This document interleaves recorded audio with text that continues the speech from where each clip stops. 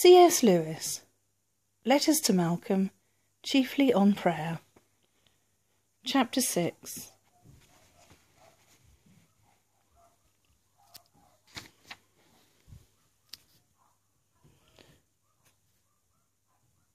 I can't remember exactly what I said about not making the petition for our daily bread too religious. And I'm not quite sure what you mean, or how ironically, by asking if I've become one of Vidler's young men. About Vidler. I never heard the programme which created all the scandal, and naturally one wouldn't condemn a dog on newspaper extracts. But I have now read his essay on soundings, and I believe I go a good deal further with him than you would. Much of what he quotes from F.D. Maurice and Bonhoeffer seems to me very good, and so, I think, are his own arguments for the establishment. At any rate, I can well understand how a man who is trying to love God and his neighbour should come to dislike the very word religion, a word, by the way, which hardly ever happens in the New Testament. Newman makes my blood run cold when he says, in one of the parochial and plain sermons, that heaven is like a church, because in both one single sovereign subject, religion is brought before us. He forgets that there is no temple in the New Jerusalem. He has substituted religion for God, as if navigation was substituted for a rowel, or battle for victory, or wooing for marriage, or in general the means for the end. But in this present life there is danger in the very concept of religion. It carries the suggestion that this is one more department of life, an extra department added to the economic, the social, the intellectual, the recreational, and all the rest. But that whose claims are infinite can have no standing with a department. As a department, either it is an illusion, or else our whole life falls under it. We have no non-religious activities, only religious and irreligious. Religion, nevertheless, appears to exist as a department, and, in some ages, to thrive as such. It thrives partly because there exists in many people a love of religious observances, which I think Simone Weil is quite right in regarding as a merely natural taste. There exists also, Vidler is rather good on this, the delight in religious, as in any other, organisation.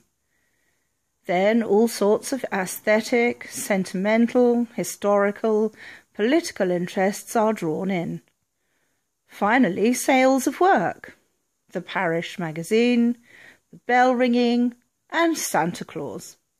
None of them bad things, but none of them is necessarily of more spiritual value than the activities we call secular. And they are infinitely dangerous when this is not understood. This department of life, labelled sacred, can become an end in itself, an idol that hides both God and my neighbours. When the means are autonomous, they are deadly. It may even come about that a man's most genuinely Christian actions fall entirely outside that part of his life which he calls religious. I read in a religious paper, nothing is more important than to teach children the use of the sign of the cross. Nothing? Not compassion, nor veracity, nor judgment. Voilà l'ennemi. One must, however, walk warily, for the truth that religion is a department has really no right to exist, can be misunderstood. Some will conclude that this illegitimate department also ought to be abolished. Others will think, coming nearer to the truth, that it ought to cease to be departmental by being extended to the whole of life. but will misinterpret this. They will think it means that more and more of our secular transactions should be opened with prayer. That a wearisome, explicit pietism should infest our talk. That there should be no more cakes and ale. A third sort, well aware that God still rules a very small part of their lives, and that a departmental religion is no good, may despair. It would have to be carefully explained to them that to be still only a part is not the same as being a permanent department. In all of us, God still holds only a part. D-Day is only a week ago. The bite so far taken out of Normandy shows small on the map of Europe. The resistance is strong, the casualties heavy, and the event uncertain. There is, we have to admit, a line of demarcation between God's part in us and the enemy's region. But it is, we hope, a fighting line, not a frontier fixed by agreement. But I suspect the real misunderstanding of Widler's talk lay elsewhere. We have been speaking of religion as a pattern of behaviour, which, if contentedly departmental, cannot really be Christian behaviour. But people also, and more often, use religion to mean a system of beliefs. When they heard that Widler wanted a church with less religion, they thought he meant that the very little, which liberal theology has still left of the faith once given, was to be emptied out. Hence, someone asked, is he a theist? Well, he certainly is. I think he wants very earnestly to retain some Christian doctrines. That he is prepared to scrap a good deal. Traditional doctrines are to be tested. Many things will have to be outgrown, or survive chiefly as venerable archaisms, or as fairy stories. He feels quite happy about this undefined programme of jettison, because he trusts in the continued guidance of the Holy Spirit. A noble faith, provided, of course, there is any such being as the Holy Spirit. But I suppose his existence is in itself one of the traditional doctrines, which, on Widler's premises, we might any day find we had outgrown. So, with the doctrine, Widler calls it the fact that man is a twofold creature, not only a political creature, but also a spiritual being. Widler and you and I and Plato think it a fact. Tens of thousands, perhaps millions, think it a fantasy. The neutral description of it is a traditional doctrine.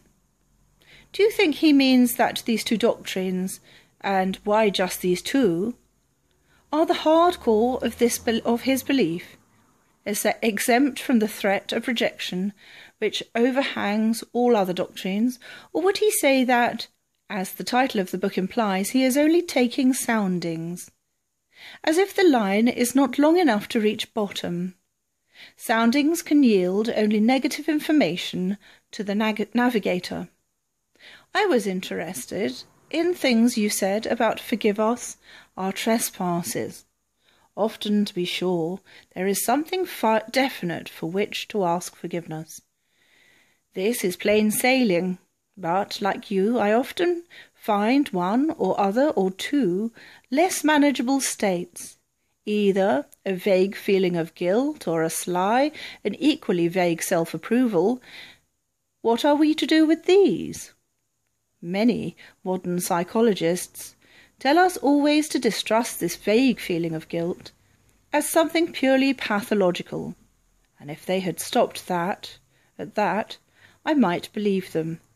But when they go on, and as some do, to apply the same treatment to all guilt feelings whatever, to suggest that one's feelings about a particular unkind act or a particular insincerity is also and equally untrustworthy, I can't help thinking they are talking nonsense. One sees this the moment one looks at other people. I have talked to some who felt guilt when they jolly well ought to have.